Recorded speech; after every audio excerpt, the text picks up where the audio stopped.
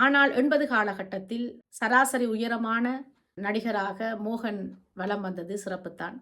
முக்கியமாக அவருடைய சிரிப்பும் அவருடைய தெத்திப்பல்லும் தான் அவருடைய அழகை மெருகூட்டியது, ரசிகர்களின் மனதில் இடம் பிடிக்க வைத்தது.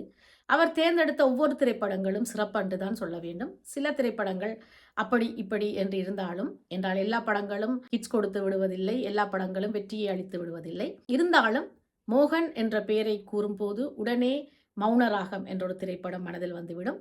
அவர் வில்லனாக அல்லது எதிர்மறை கதாபாத்திரத்தில் நடித்த படமாக விதியையும் மனதில் கொண்டு வந்து விடலாம். ஒரு கதாநாயகனாக சிறப்பான வழியில் வந்து கொண்டிருந்த மோகன் திடீரென விதி என்ற ஒரு திரைப்படத்திற்கு சரி சொல்லி அதில் நடித்திருந்தது அவருடைய நடிப்புக்கான சவால். அவர் ரசிகர்களிடம் வச்சிருந்த நம்பிக்கையும் தான். அதையும் கூட ரசிகர்கள் ஏற்றுக்கொண்டார்கள். அத்திரைப்படம் சிறப்பாக ஓடியது. இவருடைய பல திரைப்படங்கள் வெற்றி திரைப்படங்களாக